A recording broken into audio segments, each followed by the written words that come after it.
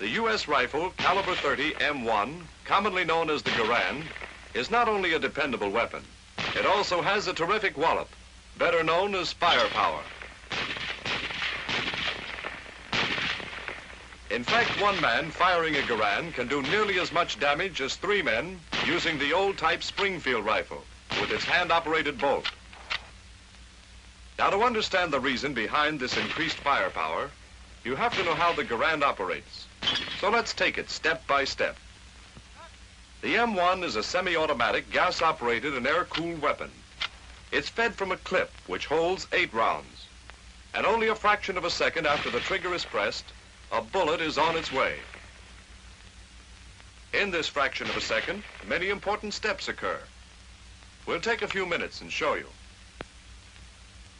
So let's begin by loading a fresh clip and using an animated diagram. This shows what happens when the clip is inserted.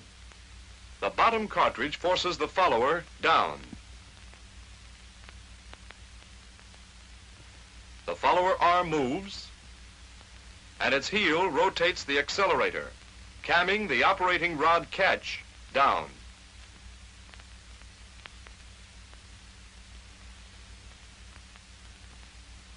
We'll now add the operating rod, spring, and bolt to the diagram.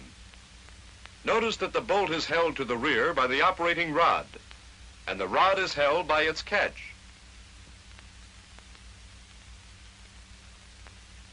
Now watch the accelerator as the follower moves down. It rotates, camming the operating rod catch down. When the catch disengages, the rod starts forward, pushed by its compressed spring, and carries the bolt with it. Take a closer look at the bolt. As it moves forward, a cartridge is stripped from the clip and guided into the chamber by the feed ramp.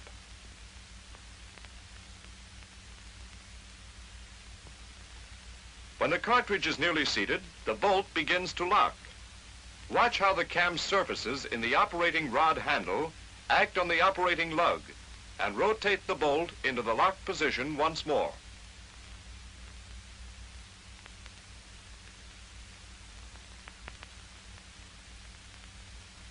Here's the same action on the rifle itself. Now, as the bolt locks, the extractor snaps into the extractor groove, and the ejector is forced into the face of the bolt, compressing the ejector spring. Remember that this happens as the bolt is locking.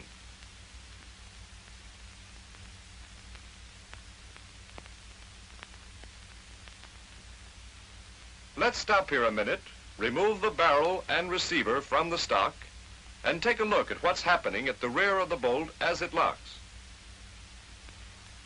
Here we are. Now watch the firing pin tang line up with a cutout slot in the receiver bridge when the bolt rotates. Here's the complete action of locking.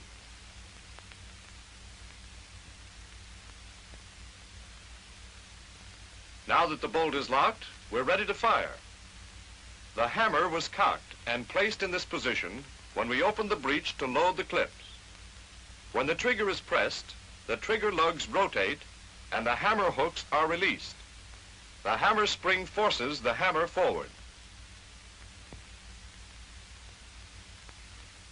Before we fire, here's another point, a safety point in case the bolt is not locked.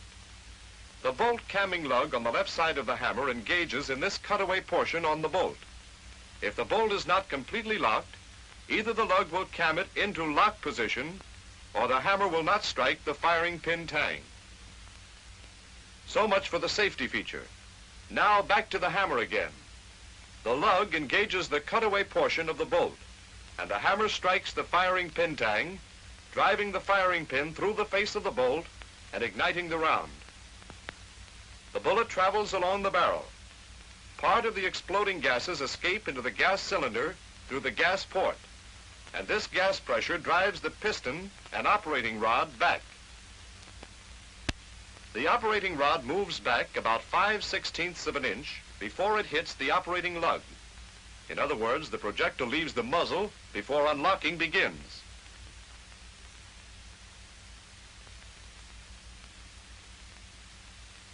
Then the cam surface in the rod handle hits the operating lug. The bolt turns, unlocking the lugs from the receiver. Watch it again.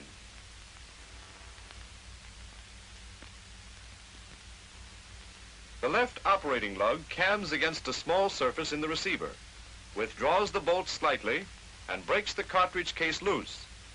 This is called initial slow extraction.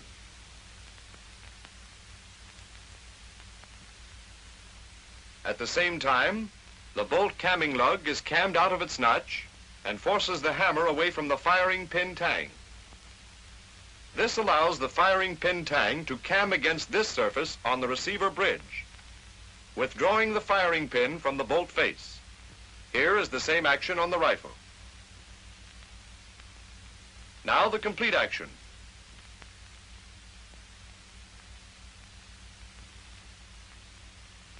The bolt then is free to move on, and the operating rod continues back with the bolt, compressing the operating rod spring.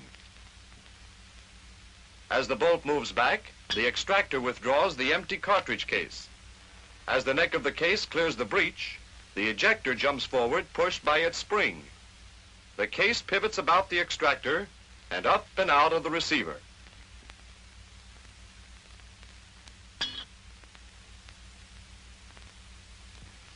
Here's the same thing in animation.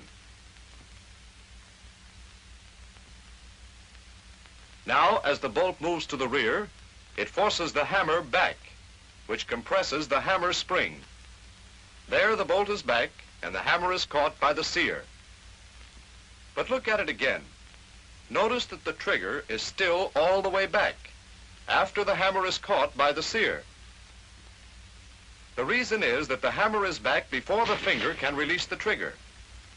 Watch this action in slow motion.